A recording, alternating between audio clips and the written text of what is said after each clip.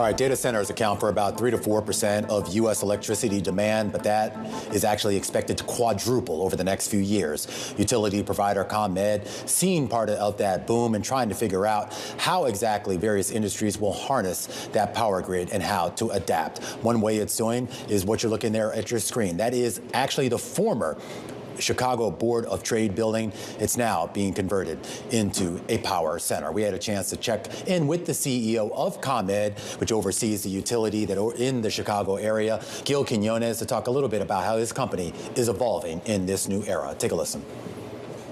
Well, we are working diligently to meet that load growth. You know, for the last 10, 15 years, our load has been flat.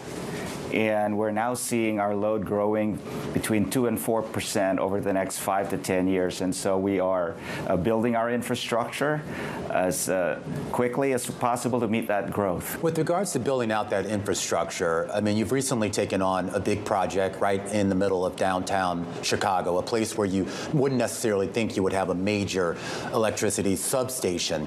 But you chose that spot for a reason. And I'm curious as to why you would locate something of that size there, and what type of demand that you've already seen for the future power generation coming out of it. Well, you know, it was really fortunate that we were able to acquire the former Board of Trade building. It's so appropriate for many, many reasons. You know, load is growing in our central business district, and we need to bring power into that area to meet that load growth. And we should be able to create a little bit over 200 megawatts of extra capacity once we build that substation between 2027 and 2030.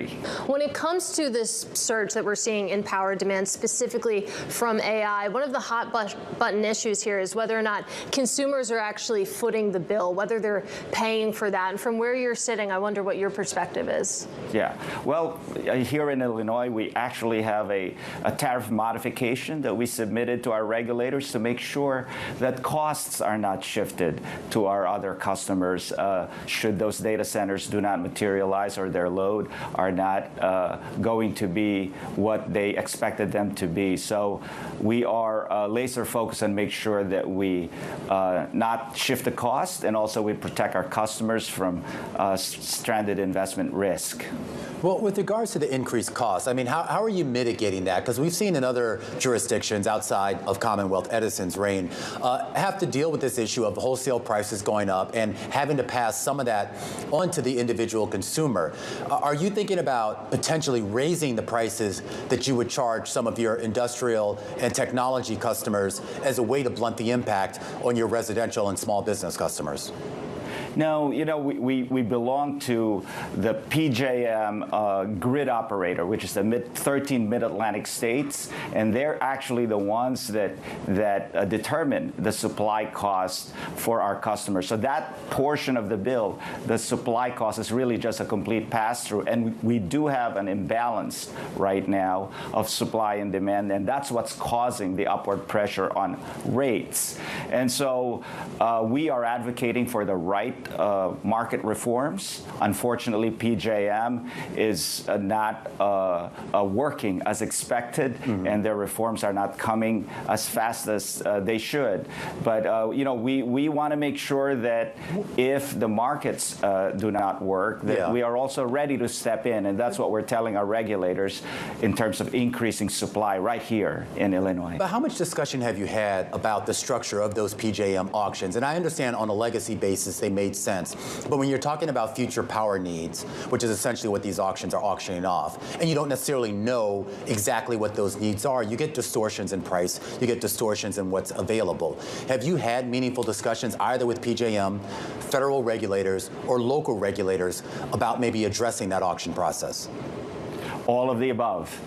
We always advocate for our customers, make sure that our supply costs are affordable here in Illinois, and also our sister utilities on the East Coast as part of the Exelon family. And but at the same time, what we are now saying is that if those reforms are not enough, if the private sector is not entering, we would like to have the opportunity to step in and provide that solution of additional generation, because then states can have more control over cost and over the certainty of managing affordability for all of our customers. You're asking for the developers to actually put down deposits. We were talking a little bit about phantom data centers and the idea that some of them aren't even getting built. And I was hoping you could just walk us through that logic a little bit more, requiring deposits. Yeah, what we're basically saying is before we upgrade our grid to accommodate and interconnect these very large loads like AI data centers, we will project our revenues over the next 10 years and basically ask them to post either a letter of credit or cash or a combination of both to make sure that if those revenues do not materialize over the next 10 years, that we can protect all of our other customers. That was ComEd CEO Gil Quiniones.